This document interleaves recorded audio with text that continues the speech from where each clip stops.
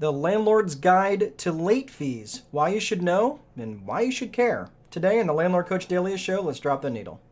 5, 4, 3, 2, 1, 0, ignition, liftoff.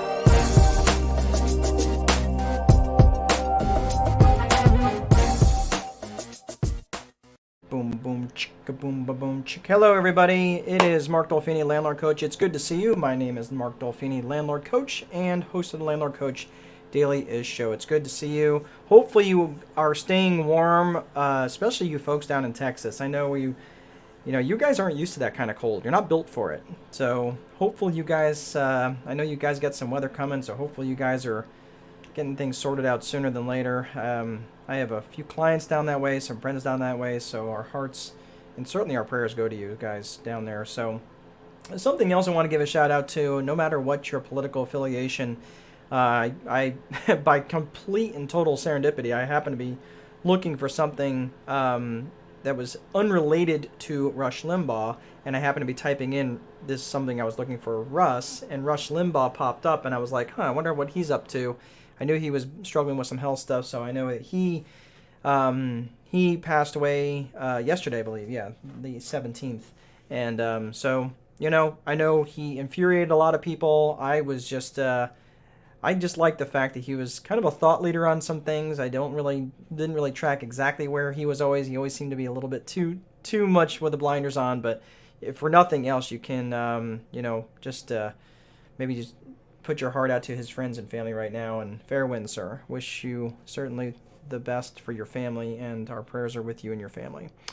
So anyway, what I'm talking about today is late fees, why you should know and why you should care. And the original reason I was talking about this, I had gotten into a discussion forum, and I'm on several landlord sites for rental housing providers, and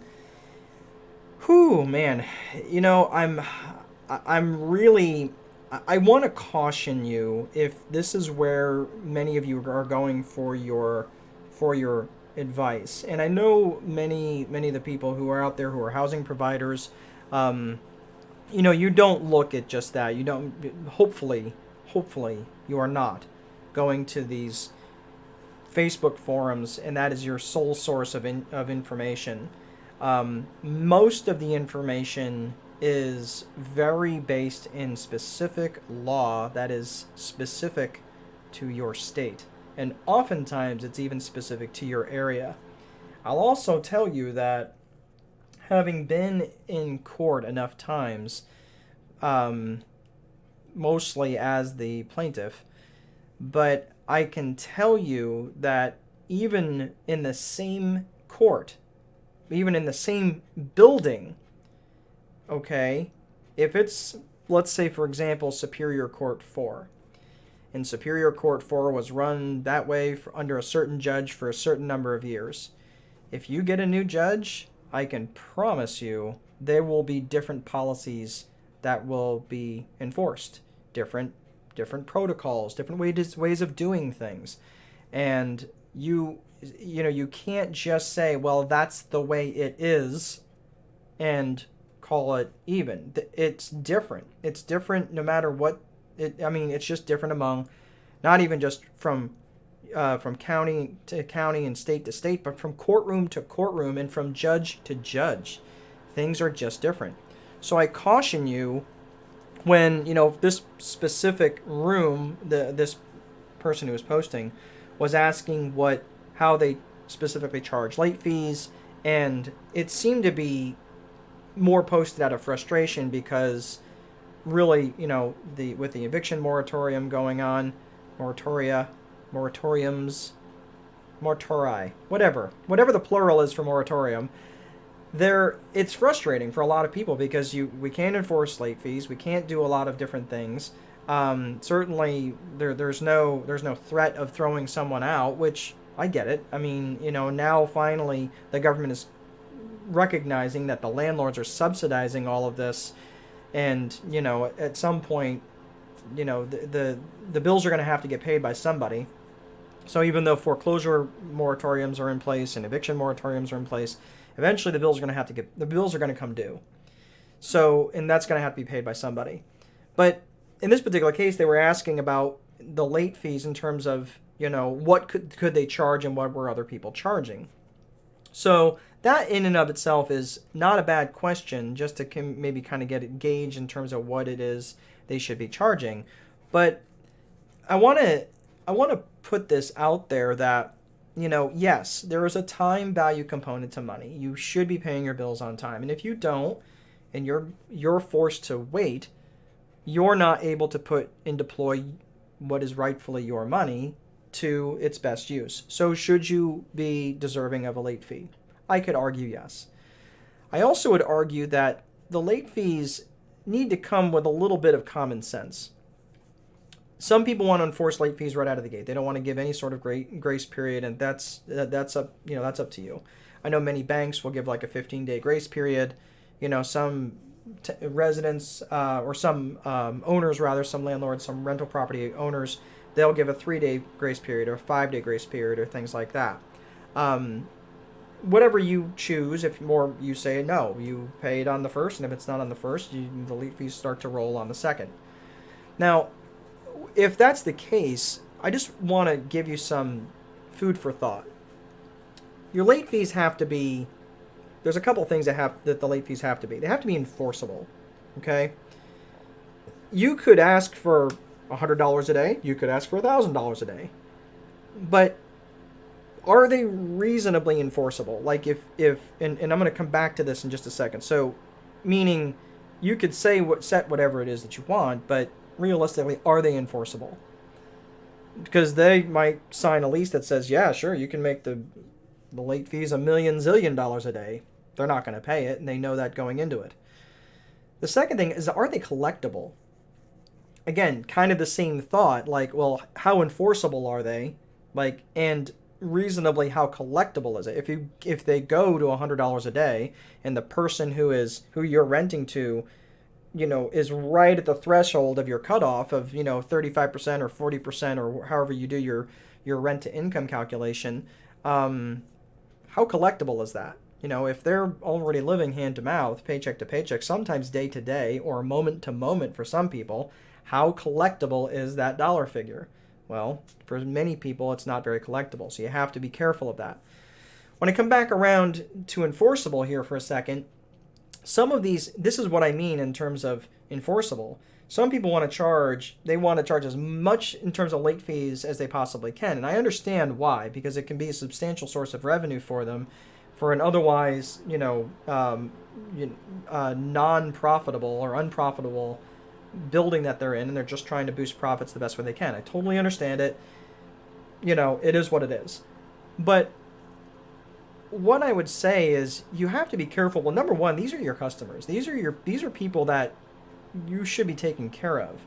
And while you always have the right and the ability to waive late fees, that starts down a slippery slope, because you start waiving late fees. It's like, well, I could always charge it and waive it later. But why not just make it more reasonable and enforceable up front? That to me just sounds like just setting yourself up for a lot of extra work. And now you're teaching your customers that you can be bartered with. And I would rather just have an enforceable, reasonable, collectible late fee up front that's negotiated. And, and again, it's going to be different. Some people do as a percentage of rent, right? 5% of the rent. And many property management software systems will calculate that for you. For some of you who are, they want to do a certain flat fee. And I would go with a flat fee just because if you can look if you're going through statements pretty quickly, for example, and you see a $40 or $50 fee on there, it's pretty recognizable that fee is a late fee, right? It's just easier, in my opinion, but to each his own. Whereas if you have varying different rental amounts of $1,000 here or $1,500 there or $1,529 or $1,729 or whatever it is for your rent, and you're charging 5%, the math can get real wonky. And as a result, because the math is wonky, the exact amount of rent plus late fees may also be wonky. So that's why I say make the late fees as simple as possible. But in terms of enforceability, some of those late fees are probably going to be limited by the courts. I know in our specific local court where I go to, that the late fees are capped at 100. I do believe last time I checked was $150. Now that's been a while. It's not been upped from that, and I don't. We haven't been in court. We actually haven't been in court with a new judge since the last election because of COVID. But that may change. That may go up. It may go down. They may cap it. So if that gets capped, just understand that you can charge thousands and thousands of dollars of late fees, but the court may only award you a certain amount because they're going to cap late fees. So you have to be careful with that. The other thing is it may also be capped by legislation. Now, here in the state of Indiana, I am I have to be careful because the last time I checked, it's been a little bit, but the last time I checked, there was no legislation that capped late fees. That was always held up to the local courts. But there are states that will and can cap the amount of late fees, and it wouldn't surprise me if there tend to be more of the blue states, the New Yorks and the Californias and the Oregons, that will cap late fees on a legislative basis. So you may not be allowed to charge any more than a certain amount of late fees in a particular month. That would not shock me. And the other thing is there's a groundswell movement of anti-landlord legislation that's not allowing the free markets to operate. So not only are they not allowing building to occur in certain areas, thus creating a housing shortage of affordable housing, they're also controlling the amount of the increase that the rents can go up. So they're creating a cap not only on available housing, but also on the amount of rent that can be charged. So they're not allowing the free market to operate. So that's already happened in Oregon, and it's already happened in California. Legislation has passed. And it's not going to be all that surprising if it starts to creep inward in the United States. This is why you need to be paying attention, and you need to be somewhat gathered as a group in terms of landlords. So you need to get involved in your landlord associations. You need to be involved in your local real estate investment associations or RIAs, because they are paying attention to this stuff. And if we stay divided like we are as landlords because we are just, doing our own thing, you cannot be shocked when this stuff starts showing up at your door. And you're going to say, well, I'm going to do whatever I want. Well, I promise you, your residents probably know the law better than you do. And that's and they should. Or not that they should know it better than you, but they should know the law. And I promise you, you start getting educated when you're standing in court and find out that you've violated the law because you wanted to raise rents in a certain, way, and you weren't allowed, and you just went ahead and went above the cap, or you found ways to work around it. You don't want those sorts of problems. Why not just fend them off while you have the opportunity? So with that in mind, I put this in the link, which is houseonomics.org. It's who's heading this up. I'm not going to get it 100% right, but a guy named Roger Valdez, who's incredibly brilliant. He's actually in the epicenter of all this nonsense going on in Portland. I believe he's based out of Portland in Oregon. And I just want to pimp his site and take a look at that. They're not just doing stuff out of, I think it's out of Seattle. I might be getting that wrong, but I know it's over there on the West Coast. So I have Portland and Oregon in my brain just because there's so much nonsense going on there. But Seattle, they're dealing with the same problems over there as well. So my recommendation is, and these guys, Roger travels all over, and he does a lot of advocacy for individual landlords and real estate investment associations, specifically for the buy and hold investor. And he does a lot of different stuff. I'll probably do a show just on him. Maybe I can even have him on at some point in time. But he is a really smart dude, and they operate solely on donations. So if you could spare maybe a couple of late fees to head that way to further the cause, I would. I think it's a really good, and I'm actually going to be donating to that as well. But getting back to late fees and what you should know and why you should care, there's a lot of hate going on right now. That's landlords are easy targets. It's kind of like hating the boss and hating your landlord and hating, hating the cops, right? Like if if you get pulled over and get a ticket, right? It's just, it's easy targets. It's easy to hate the teachers. It's easy to hate the principals, right? There's some people that are just easy targets depending on what side of the fence that you're on. I just think that it's not gonna go away, especially when you have the largest number and percentage population of renters in the history of the United States. This is not going to go away. So until this, housing issue starts to work out and we start getting more inventory on the market and pricing starts to normalize, I'm pretty sure that this is going to be here to stay for a while. So that's all I have for today. I hope you guys got something out of this. Hopefully you are paying attention to what other people are doing with their late fees and why you need to be paying attention to what's going on, not just in your local area, but outside of your local area. And that's all I have for today. So please be sure to place a value on your free time, because if you don't, someone else will. But most important, there is no amount of money that will make time irrelevant. Have an awesome day. Stay warm, and I'll see you next time. Take good care.